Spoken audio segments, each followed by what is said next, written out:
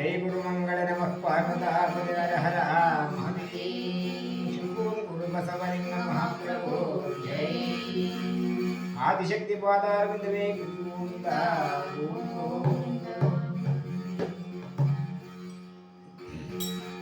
गजाननं भूतगणादिसेवितं कपितं जम्बोफलसारभक्षितम् उमासुतं शोकविनाशकारणं त्वं नमामि विघ्नेश्वरपादपङ्कजं नमस्ते नमः। गुरुब्रह्मा गुरुविष्णु गुरुदेवो महेश्वरः गुरुवे साक्षात् परब्रह्म तस्मै श्रीगुरुवे नमः। गुरुवे सर्वलोकानां विसजे भवरोगिणां विद्ये सर्वविद्यानां दक्षिणामूर्तये नमः। ब्रह्मानन्दं परमसुखदं केवलं ज्ञानमूर्तिं द्वन्द्वातीतं गगनसदृश्यं तत्त्वमस्यादिलक्ष्यम् एकं नित्यं विमलचरं सर्वादि साक्षिभूतं भावातीतं त्रिगुणरहितं सद्गुरु त्वं नमामि ಎಂದೋ जय गुरुमंगल नमः पार्वती हर हर। ಎಲ್ಲ ಶರಣ ಬಂಧುಗಳಲ್ಲಿ ನಮ್ಮ ಅನಂತ ಶರಣ ಶರಣಾರ್ಥಿಗಳು, ನಾವು ಇದರಿಂದ ಶ್ರೀ ದೇವಿ ಪುರಾಣ ಅಥವಾ ಆದಿಶಕ್ತಿಯ ಮಹಿಮೆ ಎಂಬ ಗ್ರಂಥವನ್ನು ಪ್ರತಿಯೊಬ್ಬ ಭಕ್ತರು ಕೇಳಿ ಓದಿ ಅನುಭವಿಸಿ ಆ ತಾಯಿಯ ಕೃಪೆಗೆ ಪಾತ್ರರಾಗಲೆಂಬ ಉದ್ದೇಶದಿಂದ ಒಂದೇ ದಿವಸದಲ್ಲಿ ಈ ಕಥೆಯನ್ನು ಮುಗಿಸುವುದು ಅಸಾಧ್ಯವಾಗಿರುವುದರಿಂದ 18 ಅಧ್ಯಾಯಗಳನ್ನು ಒಂದೇ ಬಾರಿ ಓದಿ ಮುಗಿಸಿದರೆ ಸಾಮಾನ್ಯರಿಗೆ ಅರ್ಥವಾಗುವುದಿಲ್ಲ, ಕಷ್ಟ ಸಾಧ್ಯ. ಆದ್ದರಿಂದ ಸರಳವಾಗಿ ಸ್ವಲ್ಪ ವಿವರಣೆಗಳೊಂದಿಗೆ ಆ ದೇವಿಯ ಮಹಾತ್ಮೆಯನ್ನು ಪ್ರತಿ ದಿವಸ ಭಕ್ತರಿಗೆ ಅರ್ಥವಾಗುವ ರೀತಿಯಲ್ಲಿ ಕಥೆಯನ್ನು ಪಾರಾಯಣವನ್ನು ಮಾಡುತ್ತಿದ್ದೇವೆ. ಎಲ್ಲರೂ ಕೂಡ ಕೇಳಿ ಆನಂದಿಸಿ ಎಂಬುದಾಗಿ ಆಶಿಸುತ್ತೇವೆ. ಪರಮ ಪರತರ ಪರಮ ಮಂಗಳ ಪರಮ ಪೂರ್ಣ ಜ್ಯೋತಿ ಪರಮ ಚೈತನ್ಯ ಪರಮಾಕಾಶ ಪರಮೇಶ ಶರಣ ರಕ್ಷಕ ಸಕಲ ಭೀಷ್ಟವ ನಿರುತ ಭೀವಾಯೋಗ್ಯ ಪುರವನು ಕೊರೆವರ ಚಿದಾನಂದ ಗುರು ಮಾಟ್ಯ ಮಗೆ ಮಂಗಳವ ಗುರು ಮಾಟ್ಯ ಮಗೆ ಮಂಗಳವ.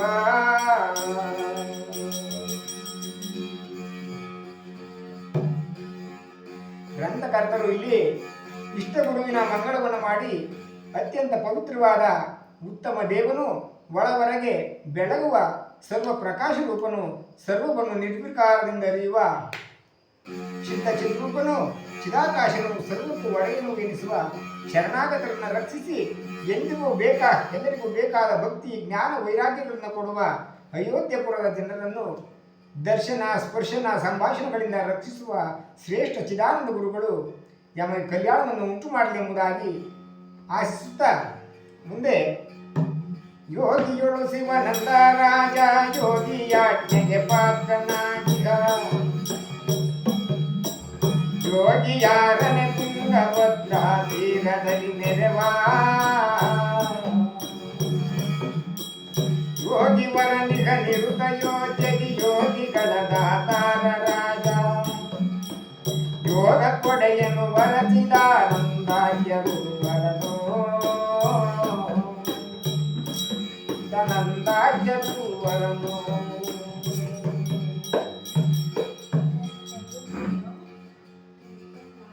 ಇಲ್ಲಿ ಗುರು ಪರಂಪರೆಯಲ್ಲಿ ಶಿವನ ಸ್ವರೂಪದಲ್ಲಿ ಸಮರಸವನ್ನು ಹೊಂದಿರತಕ್ಕಂಥ ಯೋಗಿಗಳಲ್ಲಿ ಶಿವಾನಂದ ರಾಜಯೋಗಿಗಳು, ಆ ರಾಜಯೋಗಿಗಳ ಆಜ್ಞೆಗೆ ಯೋಗ್ಯವಾಗಿರುವ ಯೋಗಿ ಯಾರೆಂದರೆ ಆ ತುಂಗಭದ್ರಾ ನದಿಯ ದಂಡದಲ್ಲಿ ಶೋಭಿಸುವ ಯೋಗಿ ಶ್ರೇಷ್ಠನಾಗಿರುವ ಸದಾ ಅಯೋಧ್ಯ ಪಟ್ಟಣದಲ್ಲಿ ಯೋಗಿಗಳಿಗೆ ಸದಾ ಯೋಗ ರೂಪವನ್ನು ಕೊಡುವ ರಾಜಯೋಗಿಗಳಾಗಿ ಶ್ರೇಷ್ಠ ಚಿದಾನಂದ ಗುರುಗಳು ರಾಜಯೋಗ ಅಂದರೆ ಅರಿವಿನಿಂದ ಒಳಗಣ ಮಧ್ಯ ಹೊರಗಣ 3 ಲಕ್ಷ್ಯಗಳನ್ನು ಅರಿತಕ್ಕಂಥವರಿಗೆ ರಾಜಯೋಗ ಎಂಬುದಾಗಿ ಹೇಳುತ್ತಾ ಆತನ ನಿಜ ಶಿಷ್ಯನಾರನೆ ಪಾದಕಂಗಳು ಹರಿಸರುವ ಅವಧೂತ ಶ್ರೀ ಗುರು ಚಿದಾನಂದನ ಗುರುವಿನಾಜ್ಞೆಯದೇ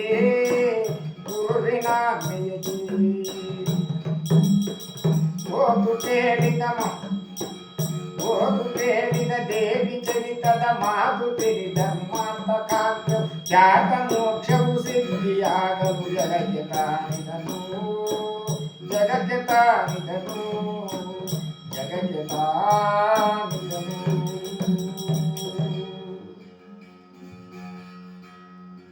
ಈ ಗ್ರಂಥವನ್ನು ರಚಿಸಿರುವ ಕಾರಣ ಚಿದಾನಂದರ ಪರಮ ಶಿಷ್ಯರು, ಭಕ್ತರ ಪಾಪವನ್ನು ಕಳೆದು ಹಿತ ಮಾಡುವವರು, ಸರ್ವ ಸಂಘವನ್ನು ಬಿಟ್ಟವರು ಆದ ಚಿದಾನಂದ ಬುದ್ಧರು ಗುರುವಿನ ಆಜ್ಞಾ ಪ್ರಕಾರ ಸಕಲ ಮುಮುಕ್ಷುಗಳಿಗೆ ಧರ್ಮ, ಅರ್ಥ, ಕಾಮ, ಮೋಕ್ಷ ಎಂಬ ಚತುರ್ವಿಧ ಪುರುಷಾರ್ಥಗಳ ಸಲುವಾಗಿ ಪಡೆಯುವ ಸಲುವಾಗಿ ಸುಲಭ ರೂಪದಿಂದ ಪುರಾಣವನ್ನು ರಚಿಸಿ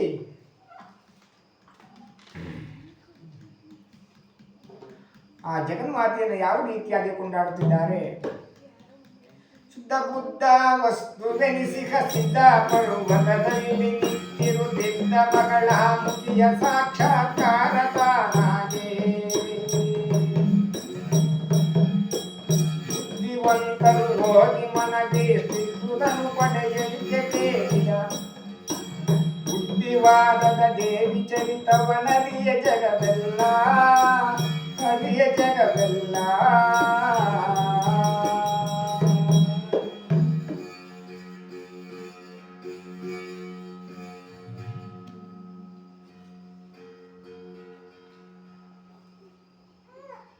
ಸಿದ್ಧ ಪರ್ವತದಲ್ಲಿ ಸದಾ ವಾಸವಾಗಿರುವ ದೇವತೆಗಳಿಂದ ಪೂಜಿಸಿಕೊಳ್ಳುವ ಆ ಸಚ್ಚಿದಾನಂದ ಸ್ವರೂಪ ದೇವಿಯನ್ನ ಪ್ರತ್ಯಕ್ಷವಾಗಿ ಕಂಡು ಚಿದಾನಂದ ಅವಧೂತರು ಆಕೆಯ ಪೂರ್ಣ ಕೃಪೆಗೆ ಪಾತ್ರರಾಗಿ ಜಗತ್ತಿನಲ್ಲಿರುವ ಬುದ್ಧಿವಂತರೆಲ್ಲ ಓದಿ ಮನದ ಪೂರ್ಣ ಬಯಕೆಗಳನ್ನು ಪಡೆಯಲಿ ಎಂಬುದಾಗಿ ಪರಮಾನಂದ ಭರಿತರಾಗಿ ಆ ದೇವಿಯ ಚರಿತ್ರೆಯನ್ನು ಯಾವ ರೀತಿಯಾಗಿ ಹೇಳುತ್ತಿದ್ದಾರೆ.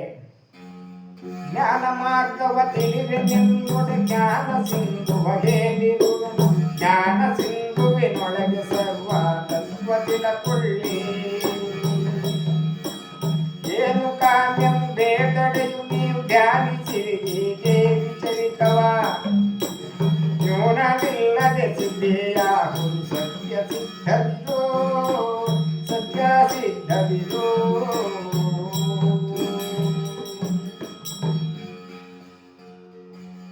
ಈ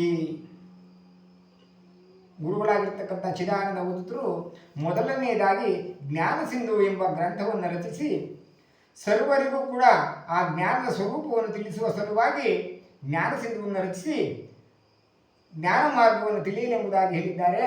ನಂತರ ಬೇಕಾದ ಇಷ್ಟಾರ್ಥಗಳನ್ನು ಪಡೆಯುವ ಸಲುವಾಗಿ ಆ ದೇವಿಯ ಗ್ರಂಥವನ್ನು ರಚಿಸಿ ಆ ದೇವಿಯನ್ನು ಸ್ತೋತ್ರವನ್ನು ಮಾಡುವುದರಿಂದ ಸರ್ವ ಸಿದ್ಧಿಯು ಪ್ರಾಪ್ತವಾಗುತ್ತದೆ ಎಂಬುದಾಗಿ ಯಾವ ರೀತಿಯಾಗಿ ಹೇಳಿದ್ದಾರೆ. ಮೋಕ್ಷಕಾಮ್ಯವುದಾವುದಿಹುದಾಪೇಕ್ಷಿಸಿದೆಡದು ಸಿದ್ಧಿಯಾಹುದು, ಈಕ್ಷಿಸಿಯ ಮನದಲ್ಲಿ ದೇವಿಯ ಮಹಿಮೆ ಸ್ಮರಿಸಿದೊಡೆ. ತಕ್ಷಕವು ವೃಶ್ಚಕವು ಭೂತವು ರಾಕ್ಷಸರು ವ್ಯಾಘ್ರ ಮೊದಲಹ ಆ ಕ್ಷಣದಿ ಭಯ ಹರಿವುದೈ ಶ್ರೀ ದೇವಿ ಚರಿತೆಯಿದೋ, ದೇವಿ ಚರಿತೆಯಿದೋ.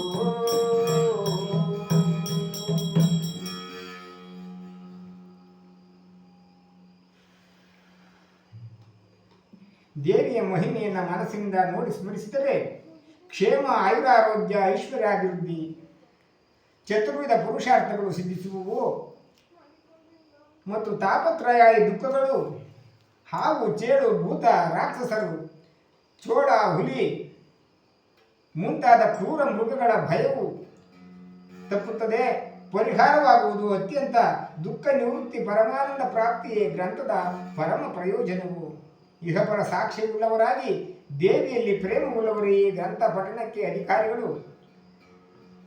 ದೇವಿ ಪುರಾಣಕ್ಕೂ ಮತ್ತು ದೇಹಕ್ಕೂ ಪ್ರತಿಪಾದ್ಯ ಸಂಬಂಧವಿರುವುದರಿಂದ ಇಲ್ಲಿ ದೇವಿಯ ಮಹಾತ್ಮೆ ಎಂಬುದನ್ನೇ ಮತ್ತು ದೇಹದ ಪುರಾಣ ಅಥವಾ ದೇವಿಯ ಮಹಾತ್ಮೆ, ದೇಹದ ಮಹಾತ್ಮೆಯನ್ನಾಗಿ ಚಿದಾನಂದ ಅವಧೂತರು ಯಾವ ರೀತಿಯಾಗಿ ದೇವಿಯ ಸ್ತೋತ್ರವನ್ನು ಮಾಡೆಂಬುದಾಗಿ ಹೇಳಿದ್ದಾರೆ.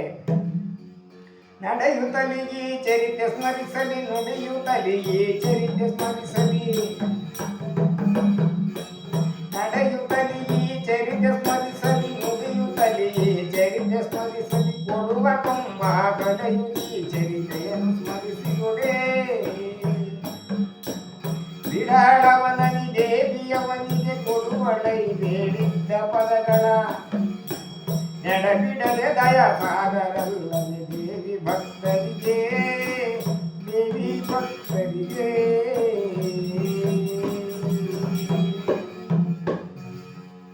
ನಡೆಯುವಾಗ, ನುಡಿಯುವಾಗ, ಕೊಡುವಾಗ, ಕೊಂಬುವಾಗ ಮೊದಲಾದ ಎಲ್ಲ ಕಾರ್ಯಕ್ರಮಗಳಲ್ಲಿ ಈ ದೇವಿಯ ಚರಿತೆಯನ್ನು ಸ್ಮರಿಸಿದರೆ ದೇವಿಯವನಿಗೆ ಬಿಡದೆ ಪದವಿಗಳನ್ನು ಸದಾ ಕೊಡುವುದರಿಂದ ಭಕ್ತರಿಗೆ ದಯಾ ಸಮುದ್ರಗಳಾಗಿರುವುದು ಎಂಬುದಾಗಿ ಹೇಳಿ, ಚಿಂತಿಗೆಯು ಚಿಂತಾಮಣಿದು ಸಂತೋಷಾನ್ಯತೆ ಕಾಮಧೇನಿದು, ಚಿಂತಿಗೆಯು ಚಿಂತಾಮಣಿದು ಸಂತೋಷಾನ್ಯತೆ ಕಾಮಧೇನಿದು, ಇಂತು ಕಲ್ಪನೆಗಳಿಗೆ ಕಲ್ಪಾಗಿ ಮಗುತಾಗಿದು, ಸಂತತವು ಸುಖ ಭಾಗ್ಯ ಭೋಗವು ನಿಂತು ನೆರವವು ದೇವಿ ಕರುಣದಿ, ಸಂತಸವು ಸುಖ ಭಾಗ್ಯ ಭೋಗವು ನಿಂತು ಮೆರವವು ದೇವಿ ಕರುಣ, ಎಂದು ಬೇಡುವೆ ದೇವಿ ಚರಿತೆಯ ಗ್ರಂಥ ಮಹಿಮೆಯನೋ, ಗ್ರಂಥ ಮಹಿಮೆಯನೋ.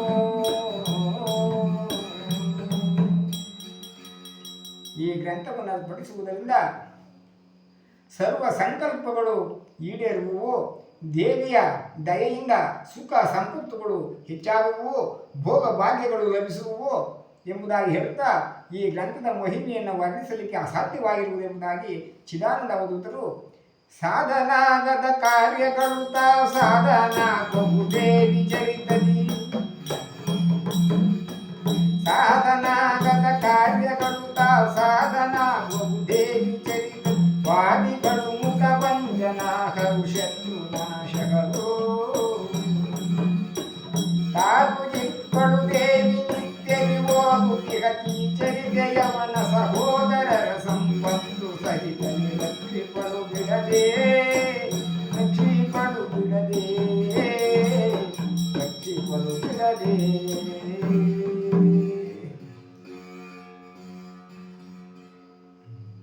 ಸಾಧನೆಗಳಿಂದಾದ ಕಾನ್ಯ ಫಲಗಳು, ಸಾಧನೆಗಳಿಂದ ಆಗದ ಫಲಗಳು ದೇವಿ ಚರಿತ್ರೆಯ ನೆನಹು ಮಾತ್ರದಿಂದ ಸಾಧ್ಯವಾಗುವು, ವಾದಿಗಳು ಸೋತು ಮುಖಪಂಜನಾಗುವರು,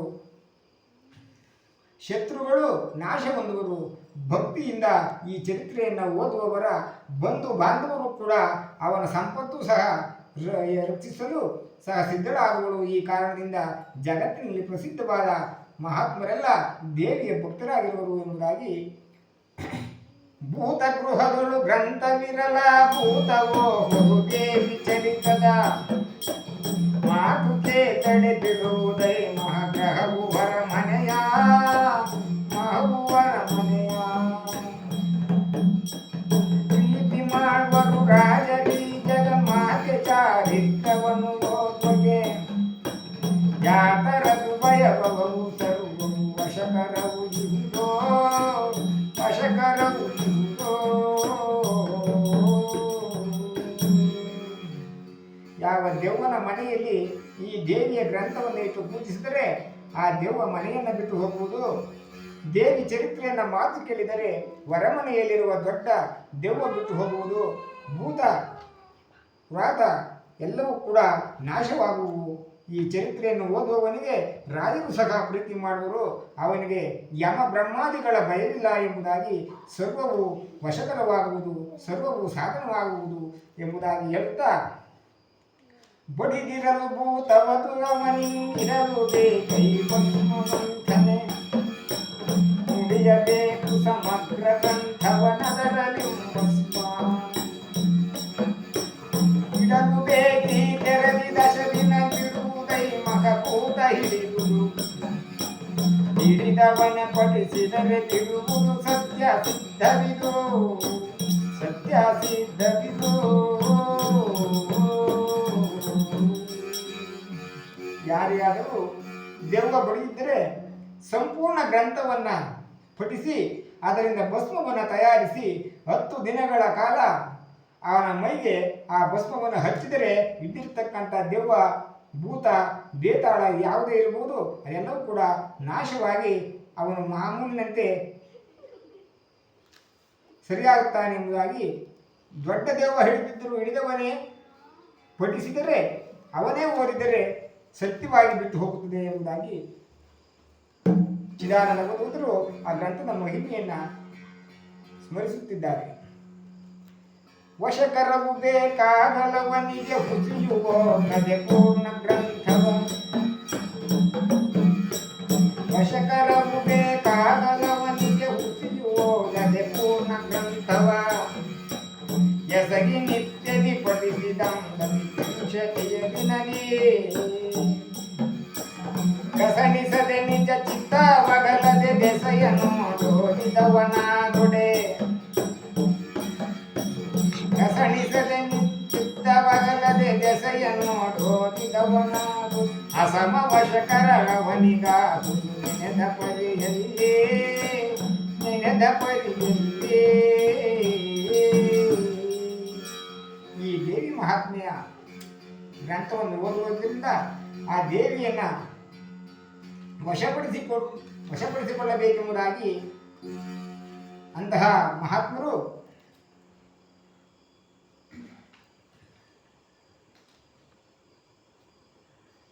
ರಾಜರು ಶತ್ರುಗಳು ತನ್ನ ಸ್ವಾಧೀನವಾಗಬೇಕಾದರೆ ಪ್ರತಿ ದಿವಸ ಪ್ರಾರಂಭಿಸಿ ನಡುವೆ ಒಂದು ದಿವಸವೂ ತಪ್ಪದೆ ಸಂಪೂರ್ಣವಾಗಿ ಮೇಲಾದ ವಶಕರಣವು 30 ದಿನಕ್ಕೆ ಸಿದ್ಧಿಯಾಗುವುದು. ವಶಕರವು ಬೇಕಾಗಲವನಿಗೆ ಒಂದು ದಿವಸದಿ ಸಮಗ್ರ ಗ್ರಂಥವನನ್ನು ಓದಲೆ ಪರಿ.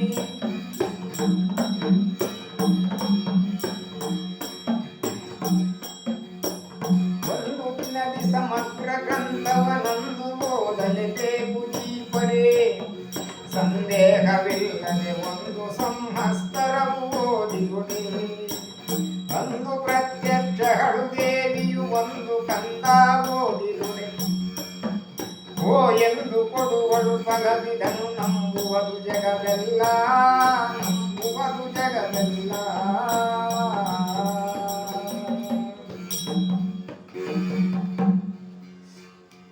ಒಂದು ದಿವಸದಲ್ಲಿ ಈ ಸಮಗ್ರ ಗ್ರಂಥವನ್ನ ತಾವು ಓದಬೇಕು. ಈ ಪರಿ ಸಂದೇಹವಿಲ್ಲದೆ ಒಂದು ಸಂವತ್ಸರ 365 ದಿವಸಗಳ ಕಾಲ ಪ್ರತಿ ದಿವಸ ಆ ದೇವಿ ಪುರಾಣವನ್ನು ಓದಿದೆ. ಆದರೆ ದೇವಿ ಪ್ರತ್ಯಕ್ಷಳಾಗಿ ತನ್ನ ಎದುರಿನಲ್ಲಿ ನಿಂತು ಏನು ಬೇಕು ಕೇಳು ಎಂಬುದಾಗಿ ತನ್ನ ಭಕ್ತರಿಗೆ ಅಭಯವನ್ನು ಕೊಟ್ಟು ಕಾಪಾಡುವುದರಲ್ಲಿ ಸಂದೇಹವಿಲ್ಲ ಎಂಬುದಾಗಿ ಹೇಳುತ್ತಾ ನಂತರ ಈ ಕಥೆಯನ್ನ ಮುಂದಿನ ಭಾಗದಲ್ಲಿ ಪಾರಾಯಣ ಮಾಡೋಣ ಎಂಬುದಾಗಿ ಹೇಳುತ್ತಾ ಇಂದಿನ ಕಥೆಯನ್ನ ಮುಗಿಸುತ್ತಿದ್ದೇವೆ. ಜೈ ಗುರು ಮಂಗಳ ನಮಃ ಪಾರ್ವತಾಪದಯ ಹರ ಶಂಭು ಗುರು ಬಸವಲಿಂಗ ಮಹಾಪ್ರಭು. ಜೈ ಜೈ ಪಾದಾರೇಗದಿ ಗೋವಿಂದ.